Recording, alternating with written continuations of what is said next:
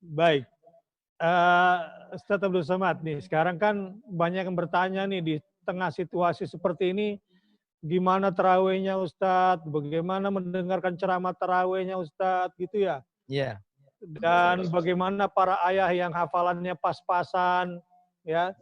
Bagaimana jadi imam tahajud buat keluarga, ini kan lagi momentum yang sangat baik.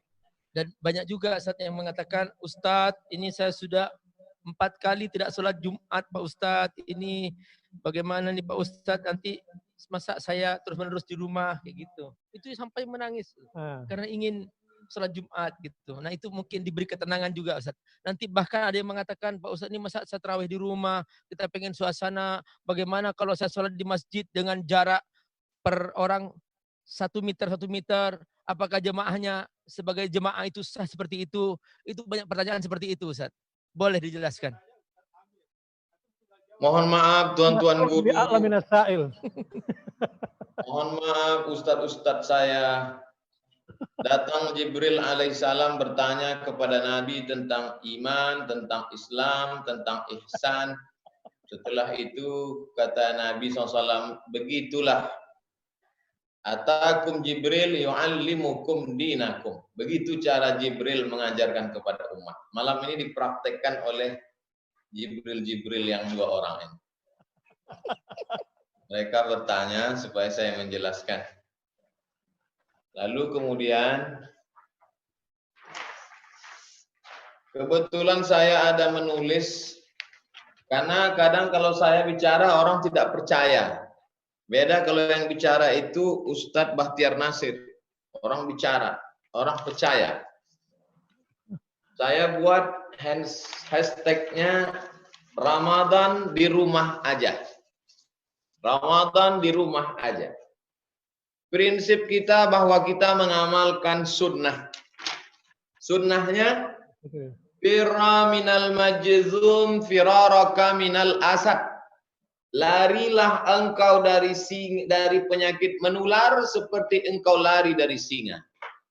Sekarang kita tidak tahu, apalagi Jakarta zona merah. Mohon maaf, andai ketemu di airport dengan Ustadz Bahtiar Nasir, saya mungkin akan lari. Apalagi ini singanya singa gurun pasir. Nah, oleh sebab itu, jangan katakan kita meninggalkan Jumat. Kalimatnya terlalu menyakitkan. Jangan katakan kita meninggalkan masjid. Pilihan katanya kurang tepat. Tapi katakanlah saya sedang mengamalkan sunnah. Sunnah apa?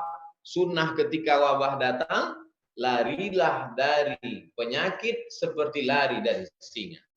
Lalu kemudian tentang bagaimana ini kami sholat nggak bisa di masjid. Sholat bisa di rumah. Ini dia. Itban bin Malik datang menemui Nabi, ya Rasulullah, malam gelap, kadang-kadang jalannya becek, saya buta nggak bisa ngelihat. Tolonglah engkau sholat di rumahku ya Rasulullah. Nanti bekas sholatmu itu akan aku jadikan berkah. Lalu Nabi datang dan sholat di rumah Itban. Bekas tempat sujud Nabi itu dijadikan sebagai musalla al-bait.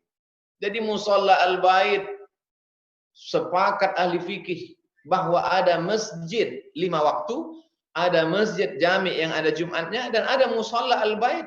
Sekarang kita bisa membangun musalla al-bait di rumah kita. Kami tidak kaya, nggak ada musalla di rumah kami. Satu pojok di rumahmu, gelar sajadah, jadikan musalla al-bait, dan kau sholat tarawih mulai hari Kamis malam Jumat nanti. Saya nggak banyak hafal ayat, Ustaz. Masa 11 rakaat, 23 rakaat, ayatnya kulhu terus. Aisyah salat, innaha kana ya ummuha gulamuha zakwan minal mushaf. Zakwan, jadi imam melihat dari mushaf. Hari ini kita tinggal beli stenbook. Beli stenbook, letakkan Quran, kita tinggal baca. Apa sulitnya? Yang punya handphone, buka Quran digital. Baca 1 rakaat, 1 safhah. Maka insya Allah 30 juz. Bisa setengahnya kita baca dalam sholat, setengahnya dibaca di luar sholat. Wah, ini kerjaan orang lemah iman saja. Apa kata Imam Az-Zuhri? Kana khiyaruna yaqra'una minal masahib. Orang-orang yang hebat di antara kami, ulama-ulama besar pun membaca dari mushaf. Bukan perkara sepele. Imam Ahmad bin Hanbal pernah ditanya, wahai Imam Ahmad bin Hanbal, bolehkah seseorang jadi imam baca dari mushaf? Apa kata Imam Ahmad bin Hanbal, diriwayatkan oleh Imam Ibnu Qudamah dalam kitab Al-Mughni, la ba'sa an yusalli bin nas. Imam boleh jadi imam baca Quran wa huwa yanzuru fil mushaf, dengan melihat mushaf. Lalu kemudian ada bapak-bapak yang belum pandai baca Quran, tidak siap jadi imam. Bagaimana itu? Maka pada zaman Nabi SAW ada seorang imam, dia mengaku waktu itu umurnya berapa tahun? Wa ana ibnu sitta au sab'a sinin. Saya waktu jadi imam itu umur saya 6 tahun atau 7 tahun. Hadis Sahih Bukhari. Apa komentar Imam Ibnu Hajar Al-Asqalani dalam kitab Fathul Bari Syarah Sahih Al-Bukhari? Hadzal haditsu hujjatun lisyafi'iyah. Hadis ini menjadi hujjah bagi mazhab Syafi'i fi imamati as-sabil mumayyizi fil fardh. Boleh anak kecil jadi imam dalam salat fardu. Tentu jamaah sudah punya anak di rumahnya yang hafal juz 30, bacaan Qur'annya lancar, maju ke depan. Kalau anaknya nanti bertanya, "Papa enggak maju ke depan?" Mata papa kurang jelas. Banyak yang bisa kita lakukan. Lalu kemudian tentang masalah nanti kami sholat Id-nya gimana? Kita berharap mudah-mudahan selesai Ramadan, COVID-19 hilang. Tapi andai tidak hilang, kita sudah siap-siap. Bagaimana nanti kami sholat Id-nya? Tetap di rumah. Inna salatal idi, sholat Idul Fitri, Idul Adha. Tan'aqidu, tetap sah. Bi arba'ati, walaupun dilaksanakan 4 orang. Imamun, imamnya 1. Wasalasatin, imamin wasalasatin mu'tamin, 3 orang jadi makmum. Li'annahu adadun yazidu ala aqallil jam'i, karena itu sudah lebih dari jamak. Begitu kata 4 imam, Imam Hanafi, Imam Muhammad bin Hasan, Imam Laits bin Sa'ad dan Zufar. Adapun bagi masyarakat DKI yang tidak bisa pulang kampung, tinggal di kos-kos, halangan sedikit pun.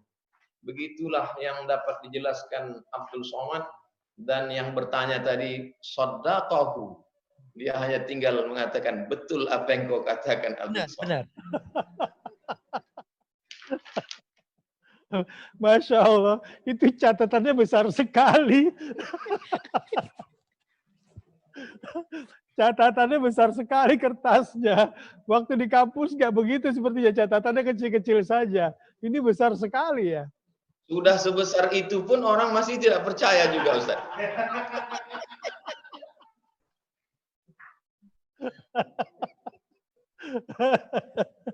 Luar biasa. Tapi sangat bermanfaat, sangat-sangat bermanfaat, dan umat tercerahkan insya Allah. Alhamdulillah. Ustadz Abdul Somad, apa rencana khususnya di bulan Ramadan ini? Terutama orang mau dengar selain ceramah gitu ya, mudah-mudahan ada ide-ide baru gitu yang akan antum kerjakan di rumah ya, supaya keimanan umat ini bertambah kepada Allah Subhanahu wa taala yang bisa dibagi. Abi Amir juga begitu, mungkin kita semua juga berbagi, kira-kira apa ya? Saya pernah bertanya kepada beberapa habib. Dalam zikir itu, metode berzikir, ada metode yang dibuat Imam Bahauddin Naqsyabandi, ada Imam Abdul Hasan Asy-Syadzili, ada banyak sekali metode cara. Lalu saya tanya, kalau habib itu ikut metode apa? Kemudian beberapa habib jawabannya sama. Jawaban mereka, tarekat kami, metode kami adalah tarekat Alawiyah, Sadatil Alawiyin. Apa itu? Majelis ilmu. Baru saya paham. Makanya kita datang ke majelis Habib Zain bin Sumaid, majelis ilmu. Datang ke majelis ilmu. Datang ke majelis Sayyid Muhammad bin Alawi, majelis ilmu. Semua mereka adalah majelis ilmu. Kita kalau mau membuat sesuatu, kita bisa buat 2. Yang pertama, ibda, membuat sesuatu yang baru yang belum pernah dibuat orang. Atau yang kedua, jam'ul mutafarriqat, mengumpulkan yang tersebar-sebar, kita kumpulkan jadi satu. Saya tidak bisa ibda membuat sesuatu yang baru. Saya hanya selalu qala fulan wa qala fulan wa qala fulan, begini kata imam ini, begini kata. Hanya mengumpul-ngumpul saja.